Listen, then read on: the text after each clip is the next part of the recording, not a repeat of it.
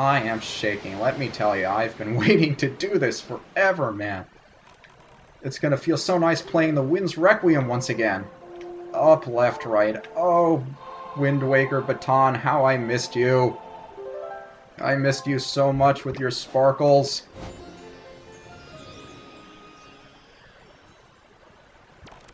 So let's finally get moving to Fire Mountain. Pretty sure that's it over there out in the distance. And if you guys remember, Fire Mountain is that great big volcano that's spewing out lava like there's no tomorrow. And since we did play Diddy Kong Racing between recording sessions here, I should allude to you that this is not the same Fire Mountain as the one that we played the egg hatching game in Dino Domain. This is actually its own separate volcano. It may very well be the top of Death Mountain, since we know that it's Hyrule underneath the ocean, so who knows. Doesn't look like anything we saw in Ocarina of Time, though. But yeah, you can see, huge volcano spewing out lava, and inside there is what we need to progress. So, what we need to do is whip out our arrows, switch over to the,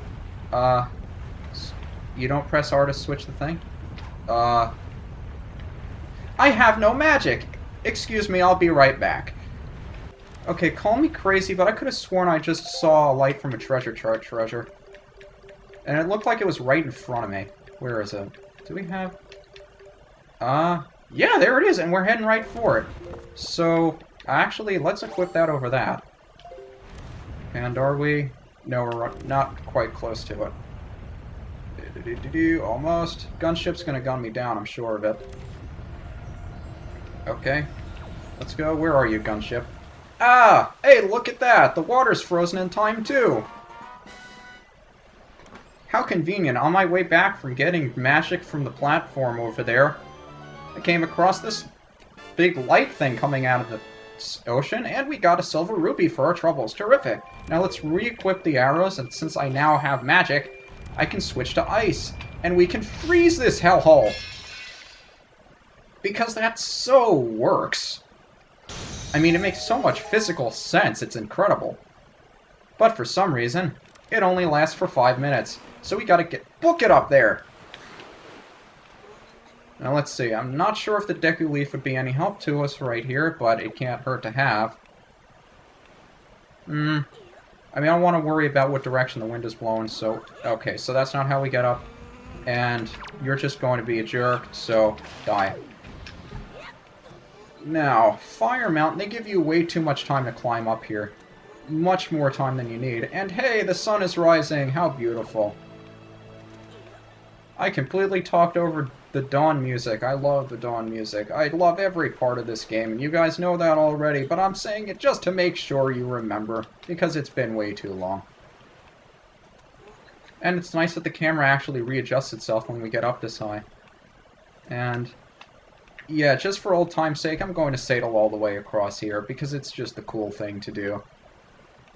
And I could readjust the camera with my chin, but we're already on the other side of the thing, so don't jump off, Link. That would just be stupid. Also, how does Link know how much time we have left? That magical timer on the bottom of the screen that freezes when we jump down the hole. Don't question it, just roll with it. And you guys are just going to be a pain. I killed both of them in one shot. How was that? See if you can knock these guys out too. Yeah, you know what, forget it. Let's just see if we can make it through on our first try, because it's pretty difficult if you don't line yourself up properly. And readjusting your camera as you're making those jumps certainly helps. So let's see if we can parry attack one-shot these guys. I missed. It doesn't matter. Peace, go away. Boy, this TV is really red. There we go. Put away the sword like a badass. That only works in Twilight Princess. I don't care. I'm gonna do it anyway. Spiky treasure chest. And this is the item that's going to give us access to the temple. What item could it possibly be?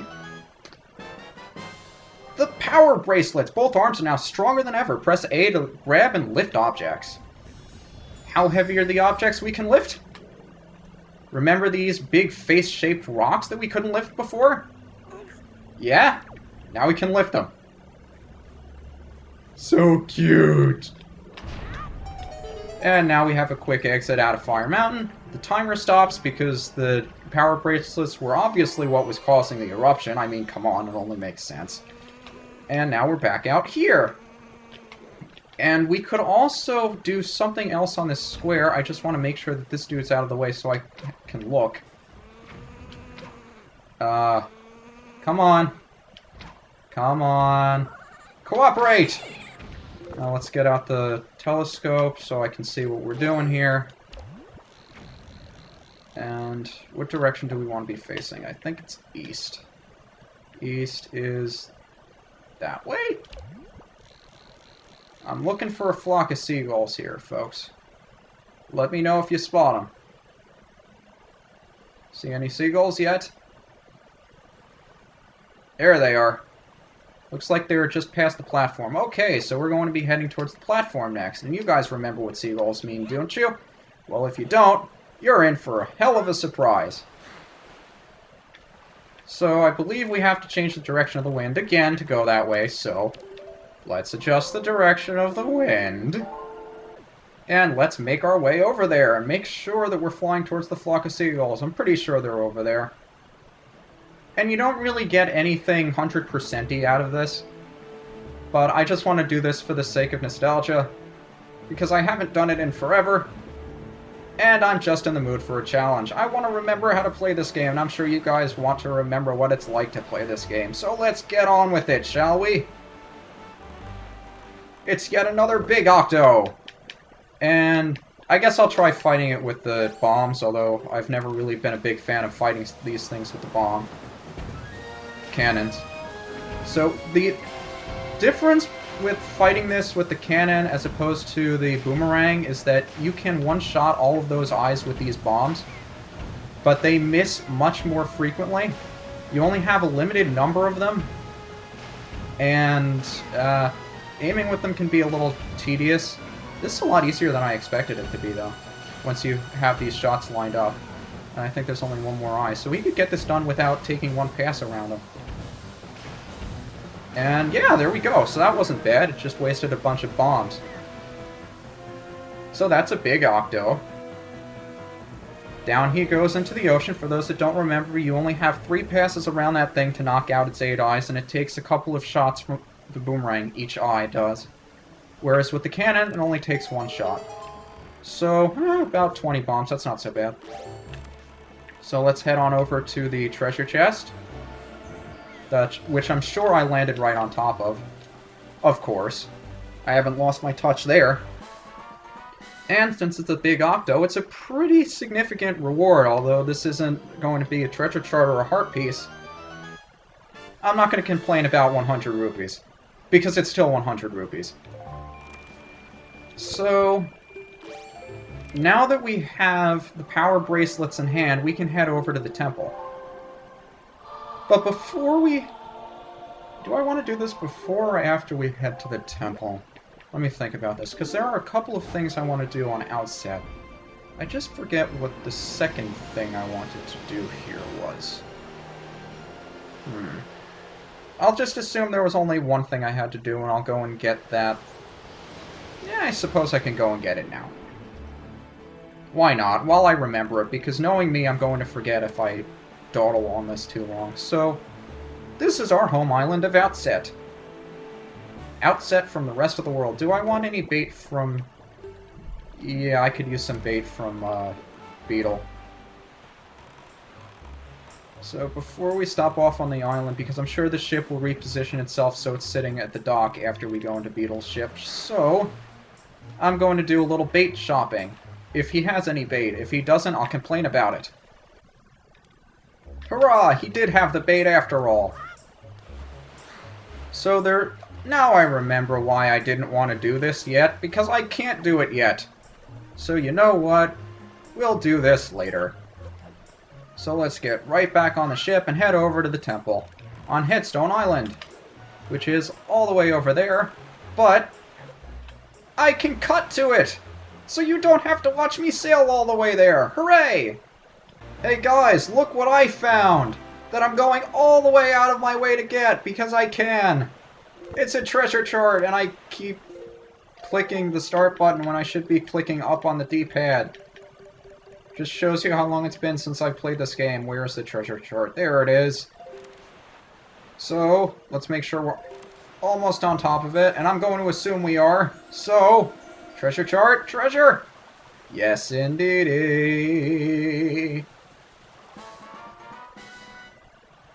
I wonder what it is. I mean, it's on the same island as the temple, so it should be something impressive.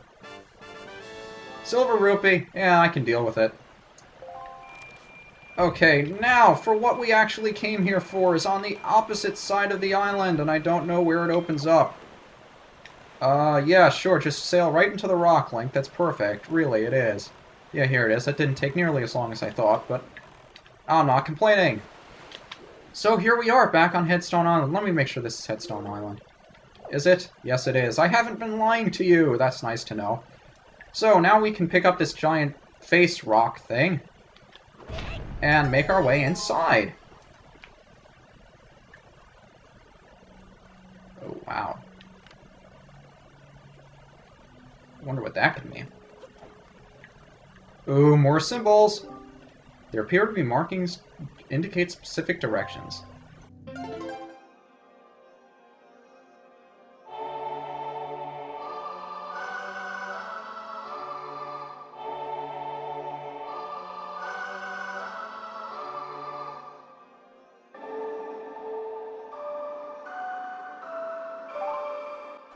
You learn the Earth God's lyric.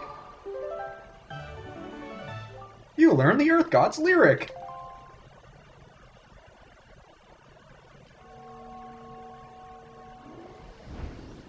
Whoa!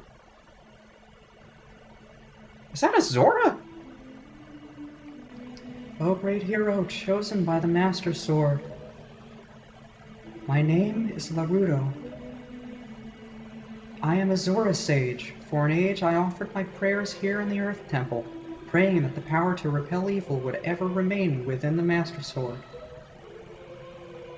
And yet, unfortunately, due to Ganondorf's evil designs, the Master Sword you hold has lost its power. After his defeat at the hands of the Hero of Time, Ganondorf was sealed away, but not for all time.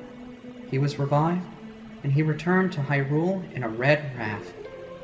He attacked this temple and stole my soul, knowing that he had to remove the power contained in that enchanted blade. In order to return the power to repel evil to your sword, you must find another to take my stead in this temple, and ask the gods for their assistance. You must find the one who carries on my bloodline, the one who holds the sacred instrument. Nothing can stop the flow of time or the passing of generations, but the fate carried within my bloodline endures the ravages of all the years. It survives. The song you just conducted is one which will open the eyes to the new sage, and awaken within that sage the melody that will carry our prayers to the gods. The door that blocks your way will only open when the sage plays that song. May the winds of fortune blow with you. Wow, that's pretty powerful stuff right there. So Ganondorf killed the sages so they wouldn't be able to pray to the gods, and the Master Sword would lose its power. So I guess it's up to us to find who that new sage is. And it's not immediately obvious if you haven't played this game before. I know the first time I played this it wasn't immediately obvious, but let's think back to the first dungeon we went to, and who is associated with that dungeon. Because that's what we did in Ocarina of Time, wasn't it? I mean, we went through the Great Deku Tree, and Soraya was the person that was most associated with that, so we just headed back to the forest again and found we had to go to the Forest Temple. That's pretty much what we're going to do here. Just assume that somebody on Dragon Roost has the thing we're looking for.